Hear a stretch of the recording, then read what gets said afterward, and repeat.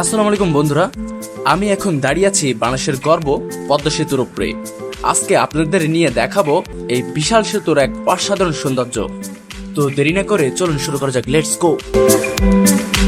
পদ্মাপাড়ের এই সৌন্দর্য আসলে খুবই মনোমুগ্ধকর। আসলে ক্যামেরা থেকে যতটুকু দেখা যায় আর কি, বাস্তবে এটা ফিল না নিলে কোনো মজাই নয়। এই পদ্মাপাড়ের সৌন্দর্য দেখে একটা কবিতার কথা মনে পড়ে গেল।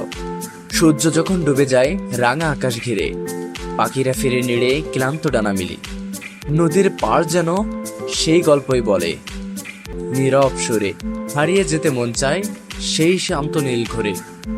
এই কবিতার মতো করেই যেন সবকিছু এখানে খুঁজে পাচ্ছে।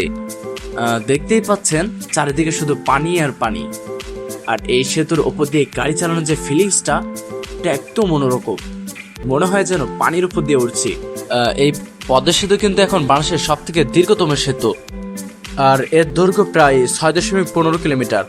এটা বাংলাদেশের সবচেয়ে বড় সেতু এবং দেশের দক্ষিণ পশ্চিম অঞ্চলের সাথে রাজধানীর যে সংযোগ সহজ করেছে। আর এই ভিউটা নিজের চোখে না দেখলে আসলে সবকিছু ক্যামেরা আর ভিডিওর মাধ্যমে সেটা অনুভব করা যায় না।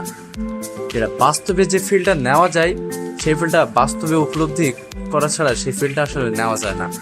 আর মনের ভিতরে সবসময় একটা অন্যরকম ফিল আসছে যে বাংলাদেশের সব থেকে বড় যে সেতুটা, সেটার ওপরেই আছি আমি।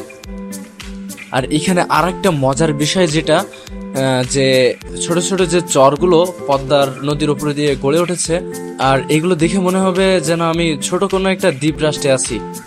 আর এগুলো দেখতে সত্যিই খুবই অসাধারণ। আর এই পদ্মা সেতুর কিন্তু খুব একটা ভয়ঙ্কর বিষয় আছে, এখানে প্রচুর মোটরসাইকেল, বাইক, এগুলো খুবই অ্যাক্সিডেন্ট হতো।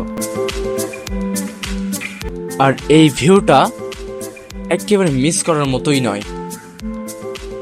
আর এই ভিউটা সম্পর্কে যে মতামত, এটা অবশ্যই কমেন্ট করবেন।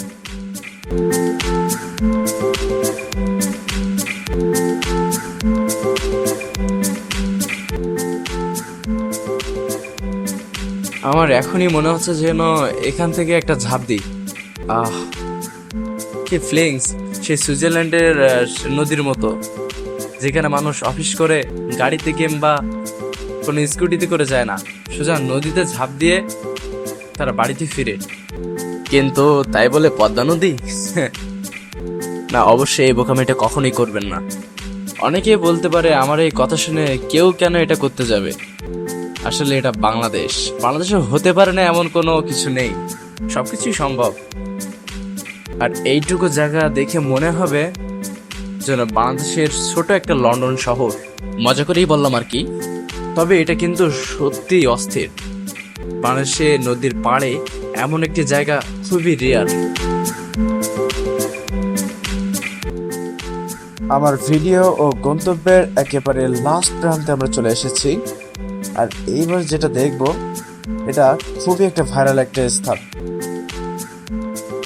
যে 3টি পথ সাথে রেলপথটিও এই সংযোগের স্থান।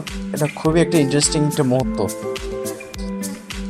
ভিডিওটি যদি ভালো লেগে থাকে তবে লাইক, কমেন্ট, শেয়ার করতে ভুলবেন না। আর যদি এমন ইন্টারেস্টিং ভিডিও প্রতিনিয়ত দেখতে চান তাহলে অবশ্যই চ্যানেলটি সাবস্ক্রাইব করতে ভুলবেন না।